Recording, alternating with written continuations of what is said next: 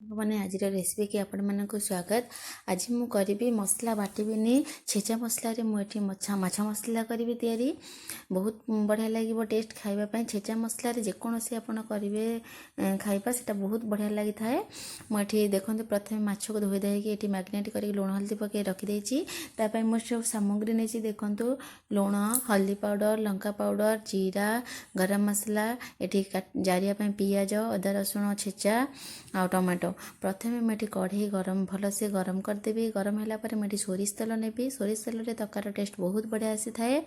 ସୋରିଷ ତେଲ ଭଲସେ ଗରମ ହେଲା ପରେ ଏଠି ମୁଁ ମାଛ ଗୋଟେ ଗୋଟେ ପିସ୍ ସବୁତକ ପକାଇ ଦେଉଛି।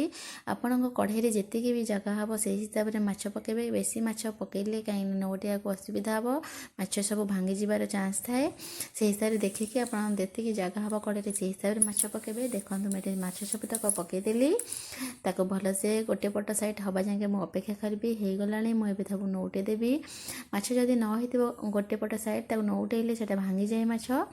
ଭଲସେ ତଳ ପଟ ହେଇସାରିଲା ପରେ ଆମେ ତାକୁ ନଉଟେଇବା, ତାହେଲେ ହିଁ ଭଲସେ ପୁରା ନଉଟିଯିବ, କିଛି ଅସୁବିଧା ହେବ ନାହିଁ। ମୋର ସବୁତକ ଏଠି ହେଇଗଲାଣି, ମୁଁ ତାକୁ ନଉଟେଇ ଦେଲି। ଆରପଟ ହେବା ଯାକେ ମୁଁ ଅପେକ୍ଷା କଲି। ଦେଖନ୍ତୁ ମୋର ଏଠି ହେଇଗଲାଣି ମାଛ। ମୁଁ ତାକୁ ଭଲସେ ଦେଖନ୍ତୁ ମୋର ପୁରା ଲାଲ କଲର୍ ହେଇଗଲାଣି ମାଛ, ବହୁତ ବଢ଼ିଆ ଦେଖାଯାଉଛି। ମୁଁ ଏଠି ତାକୁ ସବୁ ଗୋଟେ ଗୋଟେ ସବୁ କାଢ଼ିଦେବି।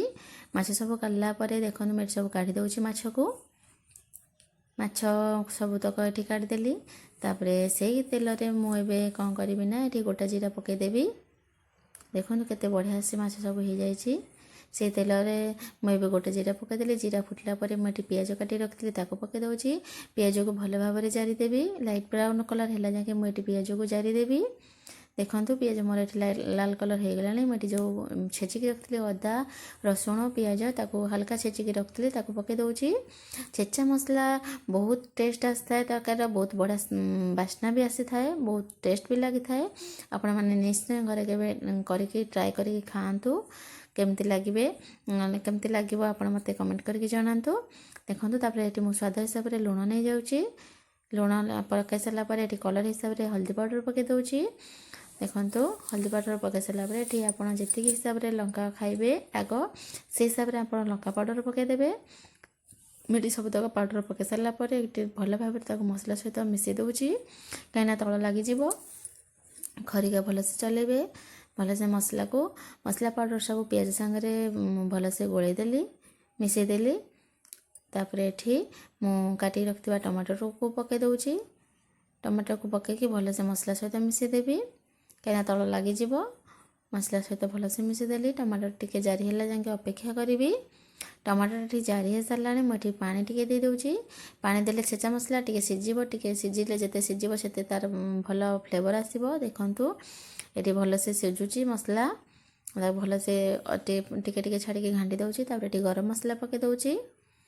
ଦେଖନ୍ତୁ ଗରମ ମସଲା ପକାଇ ଦେଉଛି। ତାକୁ ଗରମ ମସଲା ପକାଇ ସାରିଲା ପରେ ତାକୁ ଭଲସେ ମିଶାଇ ଦେଉଛି। ଦେଖନ୍ତୁ ଭଲସେ ମିଶିଗଲାଣି। ତାପରେ ମୁଁ ଏଠି ସିଝା ଆଳୁ ନେଇଛି। ଆଳୁକୁ ସିଝେଇକି ରଖିଥିଲି, ତାକୁ ସ୍କୋୟାର ସାଇଜ୍ର କାଟି ଦେଇଛି, ତାକୁ ପକାଇ ଦେଉଛି। ଆଳୁକୁ ପକାଇ ସାରିଲା ପରେ ଆଳୁ ମସଲାକୁ ଭଲ ଭାବରେ ମିଶାଇ ଦେଲି। ଦେଖନ୍ତୁ ବହୁତ ବଢ଼ିଆ ସେ କଷି ହେଇଗଲାଣି ମସଲା। ତେଲ ଉପରକୁ ଉଠିଲାଣି। ସବୁ ମସଲାର ପାଣି ଅଂଶ ସବୁ ମରିଗଲା, ତେଲ ଉପରକୁ ଉଠିଲାଣି। ମୁଁ ଏଠି ଏବେ ପାଣି ଦେଇଦେବି ତରକାରୀରେ। ବେଶୀ ଝୋଳ ରଖିବିନି, ଖାଲି ମାଛ ମସଲାର କରିବି। ଜକ ହେଲା ବାଗିଆ ମାନେ ଝୋଳ ରଖିବି। ଦେଖନ୍ତୁ ପାଣି ସବୁ ଦେଇଦେଲି। ପାଣି ଭଲସେ ଫୁଟିବା ଯାକେ ଅପେକ୍ଷା କରିବି। ଦେଖନ୍ତୁ ଏଠି ପାଣି ଭଲସେ ଫୁଟିଗଲାଣି। ମୁଁ ଏଠି ଭଜା ମାଛ ସବୁ ପକାଇଦେବି। ଦେଖନ୍ତୁ ଭଜା ମାଛକୁ ଟିକେ ସମୟ ପାଣିରେ ଫୁଟିବା ପାଇଁ ଛାଡ଼ିବେ, କାହିଁକିନା ଫୁଟିଲେ ତାର ସେତେ ମାନେ ସଫ୍ଟ ଆସିବ, ମାଛଟା ଖାଇବା ପାଇଁ ବହୁତ ବଢ଼ିଆ ଲାଗିବ। ମାଛକୁ ଟିକେ ଫୁଟିବା ପାଇଁ ଛାଡ଼ିଦେଲି। ଦେଖନ୍ତୁ ମାଛ ଏଠି ପାଣି ମରିଗଲାଣି। ମାଛ ଭଲସେ ଫୁଟିକି ପୁରା ନରମ ହେଇଗଲାଣି।